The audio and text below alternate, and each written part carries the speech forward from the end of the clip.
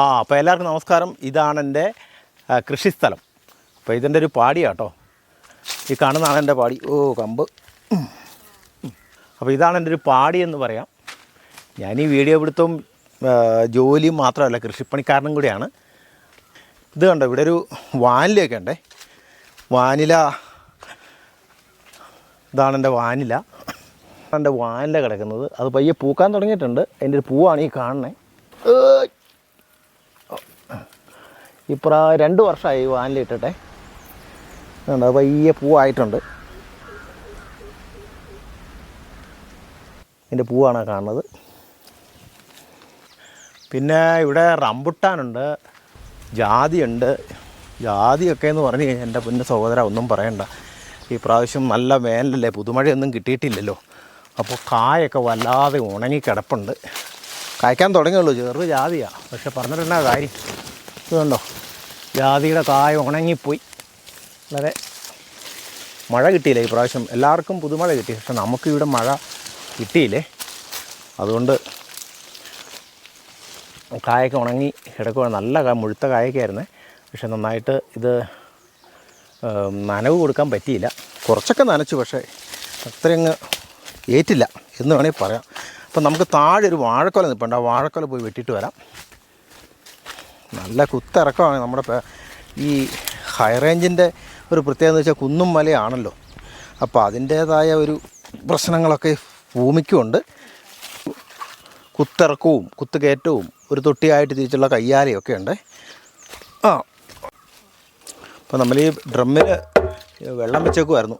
അപ്പോൾ മോളിൽ നിന്ന് വരുന്ന വെള്ളമാണ്. അത് ഓസിൽ കൊണ്ടുവന്ന് നമ്മൾ ഇതിനകത്ത് ചാടിച്ചിട്ട് ഈ ഓരോ ഓസും ഓരോ ചെടിയുടെ ചുവട്ടിലേക്ക് വെച്ചേക്കുക. ജാതിയും റംബുട്ടാനും. എന്നിട്ട് റംബുട്ടാനൊക്കെ നല്ല ഉണക്കായിരുന്നു. ഇവിടെ ഒന്നും മഴ പെയ്തില്ലെന്നേ.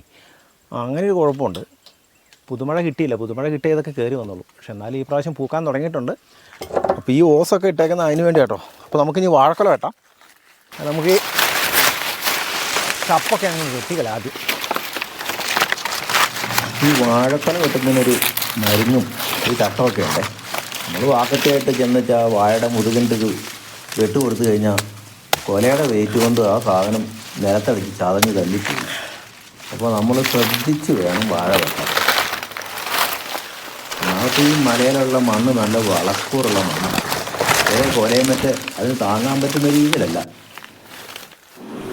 കണ്ടോ, ഞാൻ പറഞ്ഞില്ലേ അത്യാവശ്യം മുഴുത്ത കൊലയാണ്. ഞാലിപ്പൂവനാണ്, ഒറിജിനൽ ഞാലിപ്പൂവനാട്ടോ.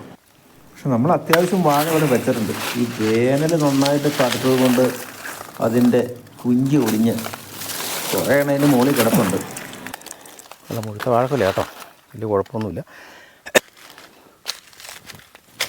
ഇത് വെട്ടിയെടുത്തിട്ട് ആ കുന്നിൻ്റെ മുകളിൽ കയറ്റി നമ്മൾ റോട്ടിൽ വെക്കുമ്പോഴത്തേക്ക് നമ്മുടെ ഊപ്പാട്. എനിക്ക് കൃഷിപ്പണിയോട് വലിയ താല്പര്യമാണ്. ഒന്നാമത്തെ കാര്യം നമ്മുടെ ശരീരത്തിൻ്റെ ഒരു വ്യായാമം. ഇവിടെ പറമ്പിലിറങ്ങി 4 കള കളച്ച് കഴിഞ്ഞാൽ നമ്മുടെ ആരോഗ്യത്തിന് നല്ലതാണ്. കൊളസ്ട്രോൾ ഉണ്ടാവില്ല, ഷുഗർ ഉണ്ടാവില്ല, ശരീരത്തിനൊക്കെ ഒരു സുഖമുണ്ട് പണിത് കഴിയുമ്പോൾ.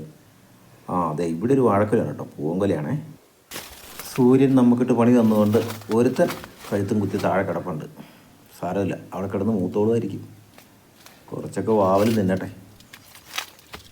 പിന്നെ നമ്മുടെ മാവേലി പ്രാവശ്യം ഇഷ്ടം പോലെ മാങ്ങയുണ്ടായിട്ടുണ്ട് കേട്ടോ. അപ്പോൾ പാകം മൂപ്പൊക്കെ ആയി. 2 പറിച്ചെടുക്കണം. ഇത്തിരി പൊക്കമുള്ള മാവായതുകൊണ്ട് പറിക്കാൻ അത്ര എളുപ്പമല്ല. ചുവട്ടിൽ കിടന്നൊരു മാമ്പഴവും കിട്ടി. നല്ല പഴമാണ്, മൂവാണ്ടനാണേ. കുറച്ച് ദിവസം കഴിഞ്ഞ് കഴിഞ്ഞാൽ ഇഷ്ടം പോലെ മാമ്പഴം കിട്ടും നമുക്ക്. അപ്പോൾ ആദ്യം കിട്ടിയതൊന്ന് കഴിച്ച് നോക്കാം. നല്ല കളറൊക്കെ ഉണ്ട്. നല്ല നാടൻ മാമ്പഴം കടയിലൊന്നും വരാൻ തുടങ്ങിയിട്ടില്ല. എന്താണെങ്കിലും ഈ പ്രാവശ്യം നമുക്ക് നേരത്തെ ആകും. എന്താണെങ്കിലും പണ്ടൊക്കെ ഈ മാമ്പഴത്തിൻ്റെ അണ്ടി ഊമ്പി വെച്ച് നമ്മൾ ആരെങ്കിലും പേര് വിളിച്ച് മാങ്ങാണ്ടിക്ക് കൂട്ടുവെക്കുമെന്ന് പറയാറുണ്ട്. ഇന്ന് ആ കാലം പോയി. അത്യാവശ്യം നല്ല നാടൻ മുരിങ്ങാക്ക നമുക്ക് ഈ പ്രാവശ്യം ധാരാളം ഉണ്ടായിരുന്നു കേട്ടോ.